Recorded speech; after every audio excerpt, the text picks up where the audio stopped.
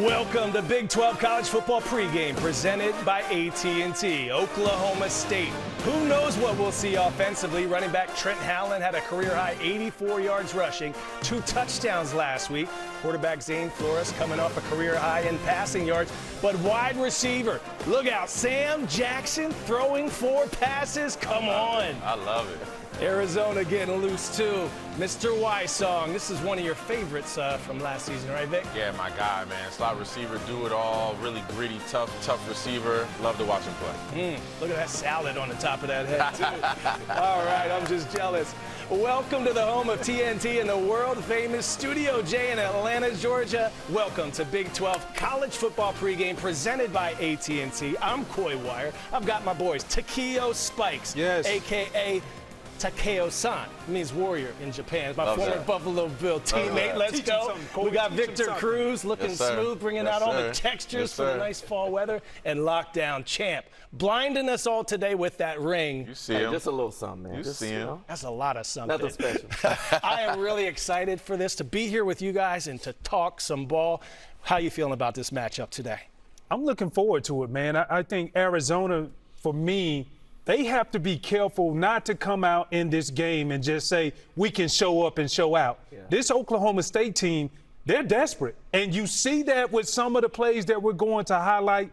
They're not saving no plays to go back over next week. They're throwing everything. So they have to be careful and not sleep on this team. Yeah, I agree. Oklahoma State is definitely desperate. And whenever you lose one of the winningest coaches in college football history, it's always going to set the team back a little bit, especially from a player perspective. I'm sure there was a ton of guys that love Coach Gundy and really responded to who he was as a coach and the way he got those boys ready to play. So I'm excited to see how they galvanize together, how Coach Meacham gets those guys ready to play this week. In Arizona, they got to figure out defensively what they're going to do. I think offensively, we know what this team has. We know what Noah Fafita can do with the ball in his hands, spreading the ball around to his receivers. But defensively, they got to stop somebody, and let's hope it starts today.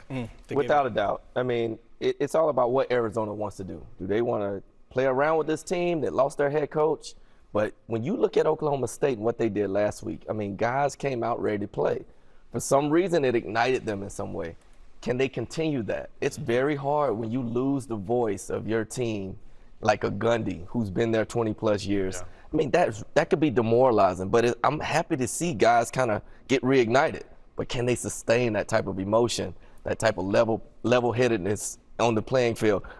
It depends. Arizona got the work cut out for them because they don't know what to expect. Yeah. Juicy matchup. We soon shall see how these teams fare. Oklahoma State, Arizona getting ready to throw down in the desert. And who better to set the stage than our very own Jared Greenberg. Great to see you, JG. Tell us what we can look forward to, and tell me you've been smashing some tamales and chimichangas down there in Tucson. Oh, you know I did last night. There's no question about that. Fellas, there has been a lot of turmoil around the Oklahoma State football program, as you talked about. Players have described it to me this week as a whirlwind. You mentioned Mike Gundy fired 2 weeks ago. Last week against Baylor, 18 missed tackles led to a change at the defensive coordinator spot. I talked with the athletic director, Chad Weiberg, a couple of moments ago about the collective decision to fire Todd Grantham. He said, with all of the changes, new head coach, 42 transfers in the program, we needed to simplify things on the defensive side of the ball. We needed to go back to basics and fundamentals. So they turned to Clint Bowen. Bowen, not unfamiliar with this type of situation. Back in 2014, he was tabbed as the interim head coach at Kansas when Charlie Weiss was fired. But the interesting twist here is he was working under Mike Gundy on the offensive side of the ball, so he comes over on the defensive side of the ball for the first time. He and the defense promising that they're going to give a fanatical effort, but they will be without several key players. Due to the fact that the head coach was fired, they are allowed, players are to enter the portal and transfer. Several players, including both starting safeties, have elected to redshirt and go into the portal. The other big story today here in Tucson is the weather. This is the earliest date that they've had a noon local kickoff since October of 2004. You can imagine why. Because it's hot. Not as hot as the hottest day ever recorded here in Tucson, which was 107 a year ago, back on October 4th, 2004. It is in the low 90s outside, but the field temperature registering much closer to 100, and moments ago we had it even hotter than that. Guys, I talked to the Arizona coaches about this. In fact, they're mad. They wish it was hotter. A couple of days ago, it inched close to 100. They said they prepare for days like this by practicing outdoors primarily, and at this time of the day throughout the summer and in fall camp.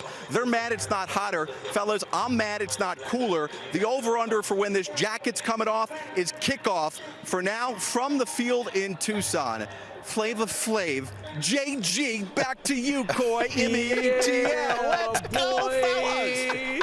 Come on, it's game time! I love it. That's all I was thinking the whole time. Only Jared Greenberg. We will be back with him, JB Long, and Mike Golick Jr. on the call at the top of the hour. That's a brave man wearing a suit like that out in the heat.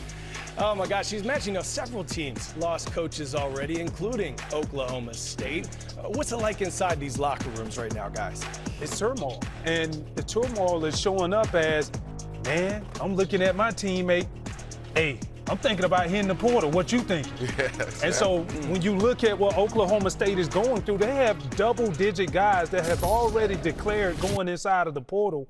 And as a coach, you can't get mad at them. If they probably could jump, they would do the same. But Absolutely. the most important thing, they're trying to keep everybody together. And the most vitalizing thing that I see is when you got guys who haven't played and they've been sitting and waiting and feel like I got a raw deal, now it's your turn. Now you get a chance to impress somebody else. Yeah.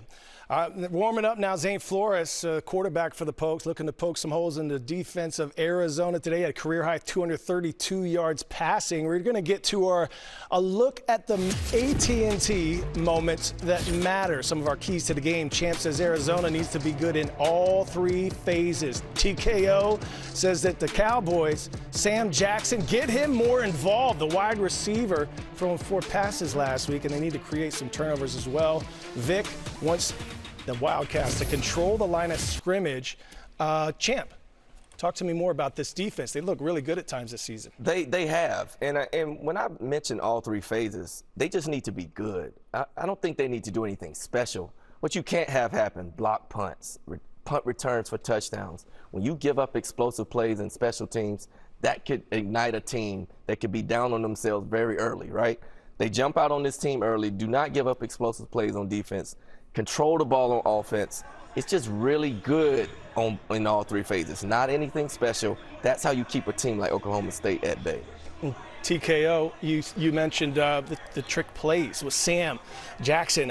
How difficult is that as a defender when you have to worry about someone who can do many different things? Well, excuse me, when you look at Sam Jackson, you would think, okay, he's a Wildcat quarterback. No, he's not. His coach even said it. He's a quarterback that plays wide receiver if you look at where he's came from. So ultimately, you have to defend him everywhere on the field. They will do trick plays inside of the red zone, not only at midfield, which every scouting report has, but they will also do it backed up. And that's what makes this team so dangerous. They will do anything that's unconventional to be able to generate points. Now, I love that we have a receiver over here talking about the trenches, TKO. Yeah. Tell us what you're seeing about this. These guys are starting to rub off on me a little bit. I think that's really what it is. But I went back and looked at that Iowa State game from a week ago, and that front seven was letting everything happen in front of them. I mean, Rocco Beck threw for 3 touchdowns, ran for 3 as well. So that's why I say they need to control the line of scrimmage, because as long as they can control that and not allow teams to run up and down the field on them and gash them for those big plays in the running game specifically, they'll be able to control not only the score of the game, but the way the game is displayed, the way the game is run at that line of scrimmage, because, I mean, that's where it's won. It's always won in the trenches, right? And I think if they can control the line of scrimmage, that's where the game will be won, because Noah Fafita can put points up on the board. And obviously Oklahoma State, although they had a solid week last week, they struggled to get the ball down the field and into the end zone. All right, Arizona looking to get back on track after suffering their first loss of the season. What a better way to get the party started than to bring Rob Gronkowski, an Arizona Wildcat legend, at the game today. He'll be on the field. Shocker, he's tailgating. Heard he's pre-gaming already. You know it's fun. You wouldn't be letting that cup tilt like that. It's a big boy, man.